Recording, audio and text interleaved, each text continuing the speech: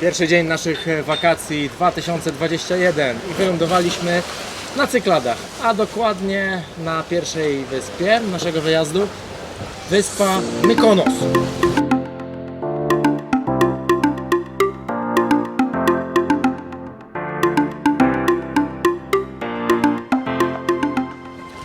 Dobra, na Mykonos spędzimy 3 dni.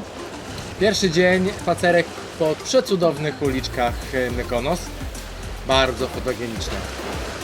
Właściwie na każdym kroku obrazek jest piękny, aż chciałoby się uwieczniać wszystkie te kadry. Pojemność aparatów jest ograniczona i dlatego musimy wybierać te najlepsze. Bardzo chętnie się gubimy w tych uliczkach. Dobrze, to teraz zrobimy tak, że pochodzimy sobie po podobno najspokojniejszej części miasta, czyli po Małej Wenecji. Być może spotkamy pelikana Petros, maskotkę wyspy, i odszukamy plac, który jest w centrum miasta, gdzie są 3 XVIII-wieczne studnie, które kiedyś były jedynym źródłem wody pitnej i według legendy, a my takie uwielbiamy, musimy się z nich napić, gdyż kto wypije z 3 źródeł, znajdzie szczęście w miłości.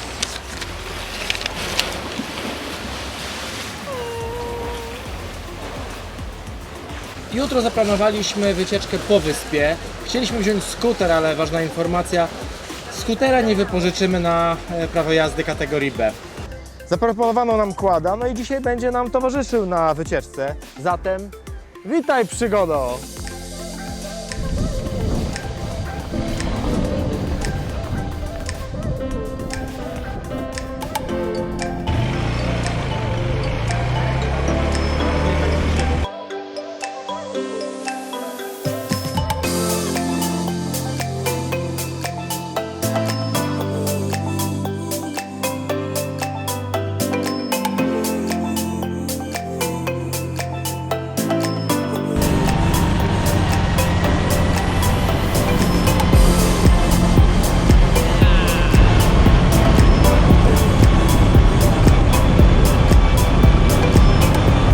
Przyjechaliśmy na plażę Panormos i wejście na plażę przypomina trochę lobby hotelu. Przyszła pani concierge do nas, poinformowała, że wejście na plażę kosztuje 60 €, a jak chcemy zostać na dzień, to musimy zgromadzić rachunek 100 € per osoba. No oczywiście są w środku bary z szampanem, więc pewnie to nie byłoby całkiem takie trudne.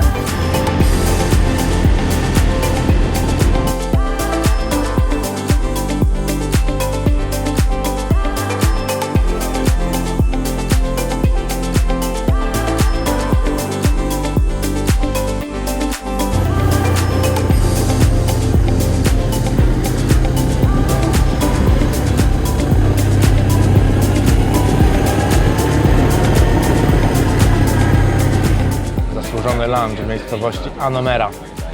Anomera w centralnej części wyspy. Drugie co do wielkości miasteczko po Mykonos, na wyspie Mykonos. No i nie ma tutaj zbyt wiele, ale warto przyjechać. Monastyr najstarszy na wyspie. Oprócz tego ryneczek. I cóż, warto na pewno zobaczyć, przejeżdżając tędy. A czy specjalnie przyjechać? Jeśli macie czas, to oczywiście, że warto. Asia zamówiła danie, które nazywa się saganaki. Jest to grillowany ser. Spróbowaliśmy, bardzo dobre. Teraz Asia pokaże, jak bardzo jej smakuje. Chyba jak bardzo jest zmęczona. Przypaliło słoneczko, co?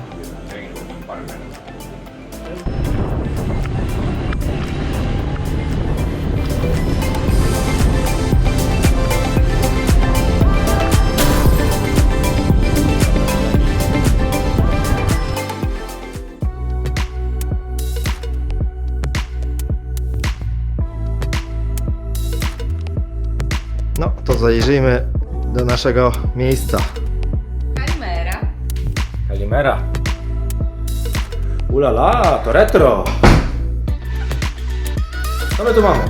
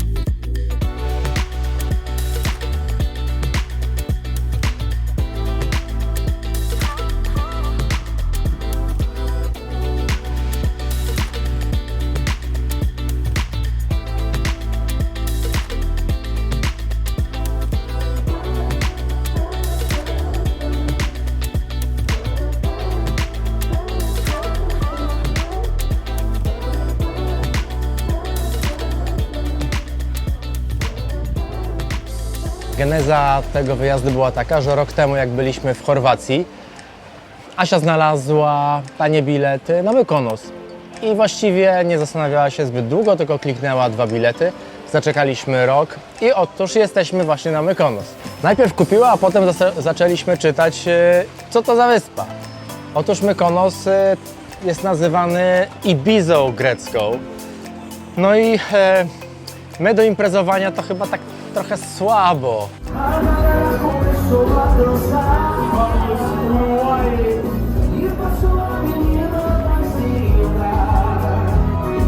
Spędzimy 3 dni tutaj i przeniesiemy się na znacznie cichsze i trochę inne wyspy i mam nadzieję, że też nagramy coś na tych wyspach i pokażemy w innych odcinkach.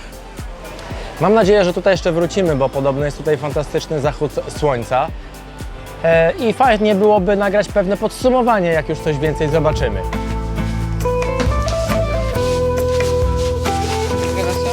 Nagrywa się.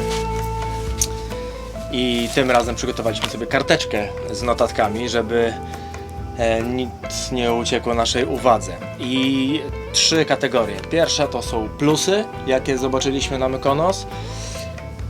Kilka minusów, ale takich naprawdę bardzo malutkich. I kilka rzeczy, które nas zaskoczyły. No to może zaczniemy od plusów i powiedziałbym nawet bardzo oczywistych. Mykonos jest ładny i jest niezwykle fotogeniczny. Plusem bardzo dużym Mykonos, ale też myślę i każdej innej greckiej wyspy jest to, że bardzo przyjaźni ludzie tam mieszkają.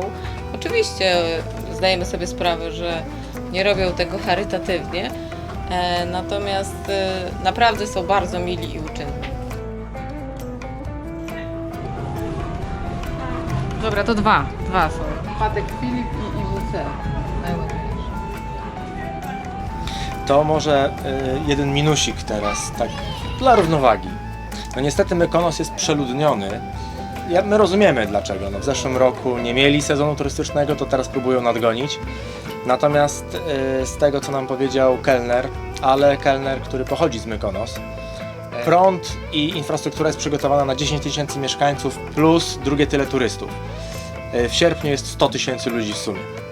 I niestety cierpieliśmy przerwy w dostawie prądu i to taka padaka była no słabo. Nie dało się właściwie wieczorem obejrzeć telewizji, bo się wszystko rozłączało. No i niestety w związku z tym także kiepski internet, wysycony. No ale kto by oglądał telewizję i korzystał z internetu w wakacje? No to plus teraz. Cała wyspa tętni życiem, tryska energią młodych ludzi, którzy chcą się bawić, którzy chcą ładnie wyglądać, uśmiechają się i przyjeżdżają z całego świata. Dodałabym ewidentnym plusem pyszna kuchnia. Obłędna kuchnia. Przepyszne rzeczy. Lokalne. Oczywiście mówimy wyłącznie o lokalnych składnikach, natomiast no absolutnie bajeczne. Właściwie z każdej restauracji wychodziliśmy z uśmiechniętymi twarzami i oczywiście najedzonymi brzuchami. Krótka karta, ale całkiem spoko. Nie będzie się długo nad czym zastanawiać. Tak. Sałatka z grillowanymi kalmarami i krewetkami brzmi świetnie.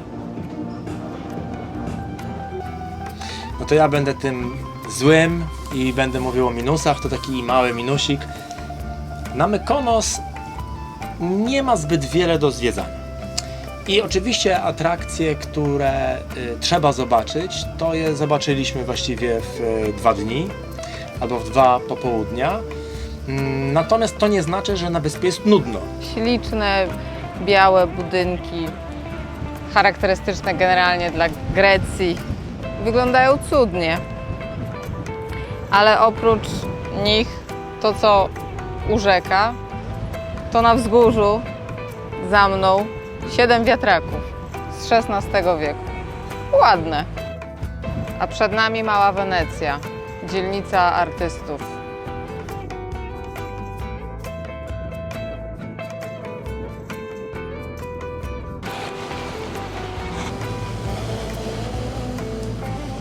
Zobaczcie jaki bajer.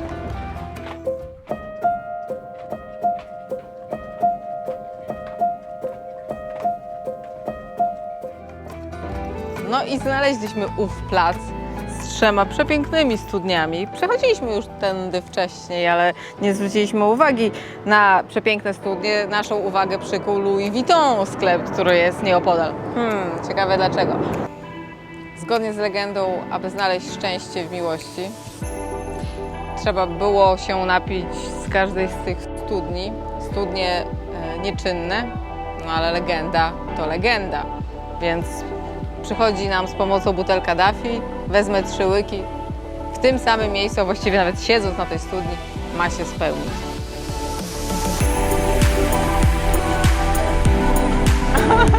No to może zaskoczenie. Wyspy Cyklady są skąpane w słońcu. Niestety mają problem z prądem i nie korzystają w ogóle z fotowoltaiki. Na żadnym z domów nie widzieliśmy, aby skorzystali z fotowoltaiki. Dlaczego? Dlaczego? Dziewczyna, która nas wiozła, miała trochę większy dystans do tego, co się w Grecji dzieje, dlatego że pochodzi z Australii. Rzuciła pewne światło, dlaczego może tak być. Ona powiedziała, że może infrastruktura energetyczna nie jest na to przygotowana. A dlaczego?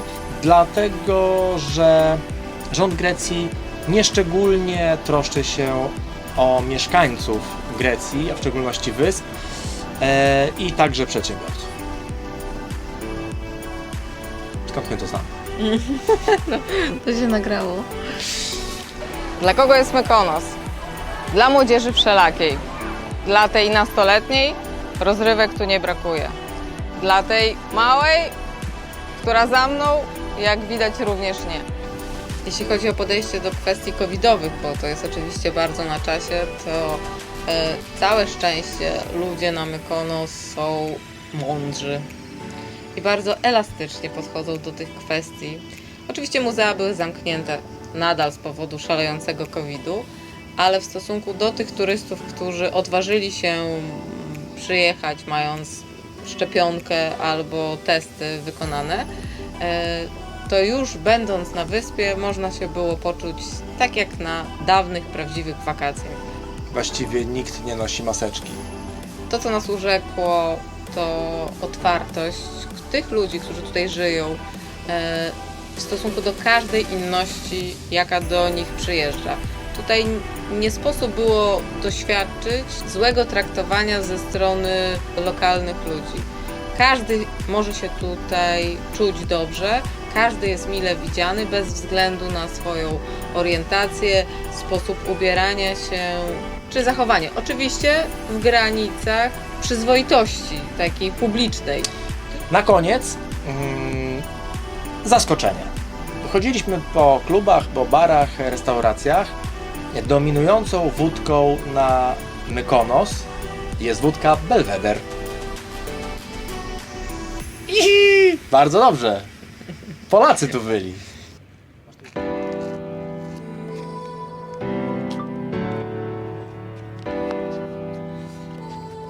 Ostatni raz idziemy do miasteczka Mykonos.